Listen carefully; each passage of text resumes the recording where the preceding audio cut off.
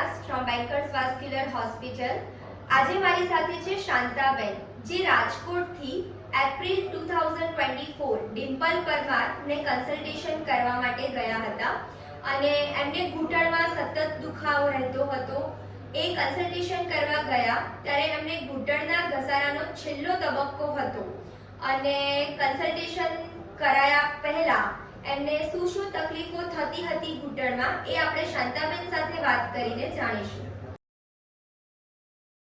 ચાલી નહોતી શકતી, 5 મિનિટ ઊભું નહોતું રહેવાતું. 1 મિનિટ હું રસોડામાં જાઉં તો માંડ જોતી જતી, પછી ત્યાં જઈને ટેન્ટ ઉપર બેસી જતી, પછી રસોઈ કરતી.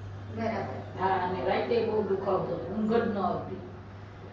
અત્યારે મને બહુ સારામાં સારો ફાયદો છે. મારા છેલ્લા સ્ટેજ ઉપર હતું, ચોથામાં. તમે ડોક્ટર ડિમ્પલ પરમારને જ્યારે બતાવ્યું ત્યારે ડિમ્પલ પરમારે તમને શું સલાહ આપી હતી? પહેલા એ લોકો એમ કીધું ડિમ્પલબેને કે આમાં નહીં થઈ શકે, કાંઈ નહીં થાય, તમારું હવે આ બધું પૂરું જ છે, હવે ઓપરેશન કરાવશું તો શક્ય થાય, આમાં નહીં આવે. તો અમે સાહસ કરી અને કરાવ્યું તો મને બહુ જ સારું છે અત્યારે. શાંતાબેનને છેલ્લા સ્ટેજનો ઘસારો હતો, જેમાં અમે જે પ્રમાણે બધા પેશન્ટને સાચી સલાહ આપીએ છીએ, જેને સારું ના થાય એવું હોય કે ઓછું રિઝલ્ટ મળે એવું હોય એને પણ અમે પહેલા જ કહી દઈએ છીએ. તો છેલ્લા સ્ટેજના ઘસારામાં બંને હાડકા ટચ થઈ ગયા હોય એટલે જેનિક્યુલર આર્ટરી એમ્બોલાઇઝેશનનું રિઝલ્ટ તો મળે, પણ એ બીજા કમ્પેરેટિવલી કેસીસમાં થોડું ઓછું મળતું હોય છે. તો એમાં શું હોય, બંને હાડકા વચ્ચે જગ્યા, લુબ્રિકન્ટ બચ્યું ના હોય એટલે અમે જેલ અને પ્રોલોડી જેવા ઇન્જેક્શન્સ, જે લુબ્રિકન્ટનું થોડું ઘણું કામ કરતું હોય, જે પેશન્ટ્સને ઓપરેશનમાં જવું જ નથી હોતું તો એ પેશન્ટ પોતાના સાહસ પર, પોતાના રિસ્ક પર આ ટ્રીટમેન્ટ કરાવતા હોય છે. અને પ્રોલોડી જેલ ઇન્જેક્શન સાથે જેનિક્યુલર આર્ટરી એમ્બોલાઇઝેશન શાંતાબેનના કેસમાં આપણે કર્યું છે, કેમ કે એમને ઓપરેશન કરાવવું જ ન હતું. તે કરાયા પછી એમને કેવું રિઝલ્ટ મળ્યું છે, કઈ કઈ તકલીફો એમની દૂર થઈ છે, એ આપણે શાંતાબેનના હસબન્ડ સાથે વાત કરીને જાણીશું. અમારા મિસિસને પગની અંદર ગોઠણની એવડી તકલીફ હતી કે એ 1 ફૂટ પણ ચાલી શકતા નહોતા.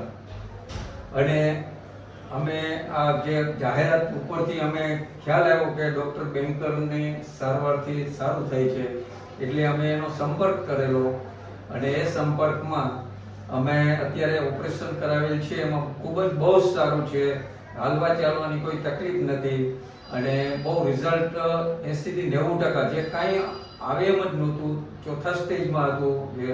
એના છતાં પણ અમે કીધું કે કરી નાખીએ, જે થાય એના, એટલે કરાવ્યું અને એનું રિઝલ્ટ બહુ સારું આવ્યું છે. અને અત્યારે હાલવા ચાલવામાં કોઈ તકલીફ નથી, પગથિયા ચડવા ઉતરવામાં કોઈ તકલીફ નથી, બહુ વ્યવસ્થિત છે. જે પ્રમાણે એમના હસબન્ડે કહ્યું એ પ્રમાણે ચોથા સ્ટેજમાં પણ આપણે આ ટ્રીટમેન્ટ કર્યા પછી પેશન્ટને ખૂબ જ સારું રિઝલ્ટ મળ્યું છે. અને એમને તમે તમારા બીજા રિલેટિવ્સમાં, સગા સંબંધીઓમાં એડવાઇસ આપી શકો કે આ ટ્રીટમેન્ટ કરાવવી જોઈએ, right?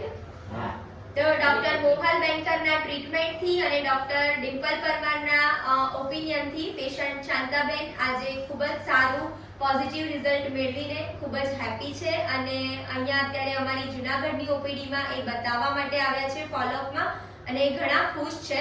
Thank you so much for listening this video.